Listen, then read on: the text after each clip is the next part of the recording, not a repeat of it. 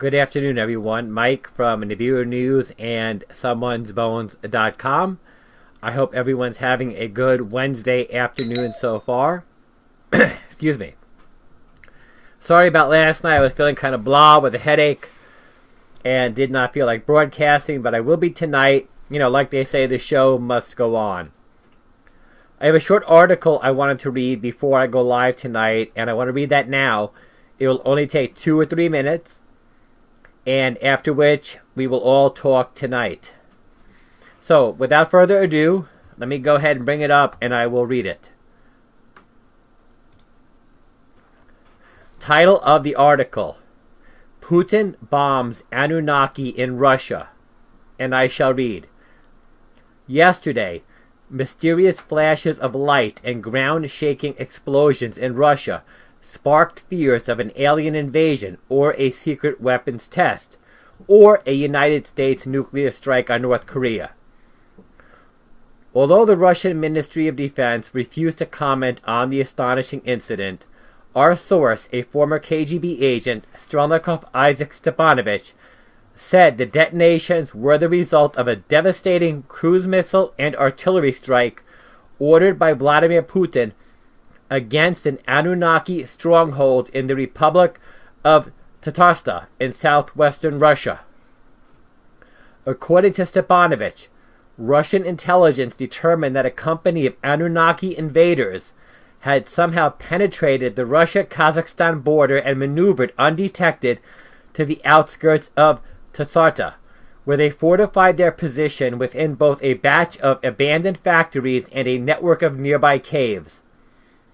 They remained hidden for nearly 2 months before vigilant citizens spotted the unearthly creatures wandering the countryside and alerted local authorities.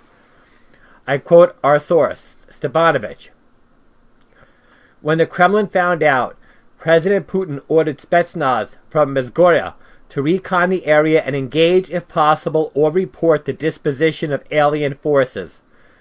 If the report is accurate, as many as 300 Annunaki occupied the area, far too many for a squad to handle.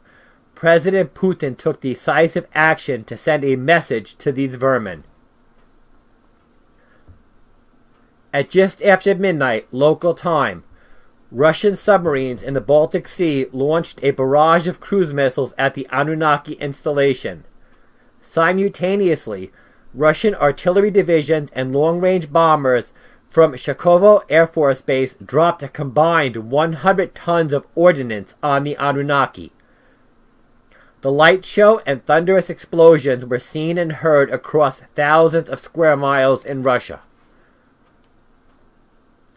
At daybreak, Russian reconnaissance aircraft conducted a preliminary battlefield damage assessment. The entire area had been laid waste.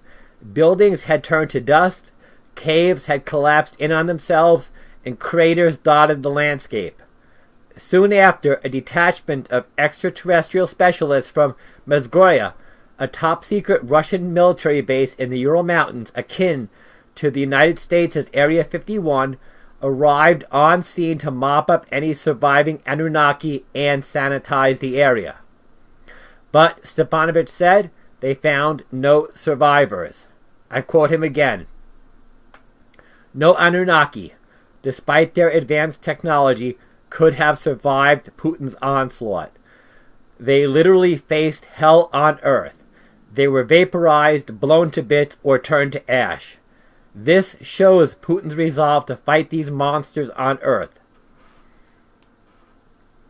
After recent skirmishes with Annunaki in Syria and Afghanistan, he added, Putin was not taking any chances and had issued a silent decree to confront and destroy malevolent extraterrestrials that threaten Russian sovereignty, no matter what the cost. And this incident, he confided, was not without collateral damage.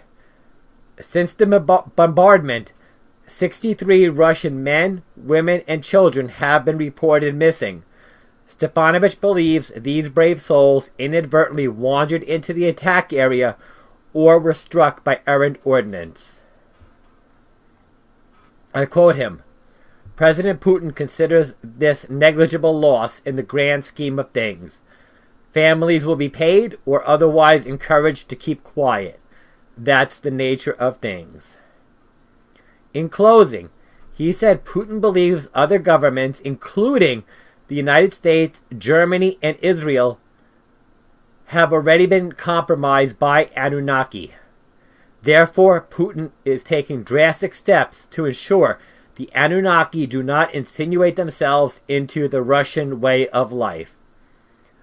And that concludes the short article I have to read today. I know there's a lot more going on in the world.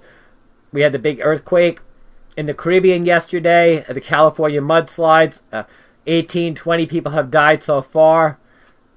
I have a lot of thoughts as to, the nature of what's causing these, or what is partly responsible for the climate change, and everybody knows my thoughts on that.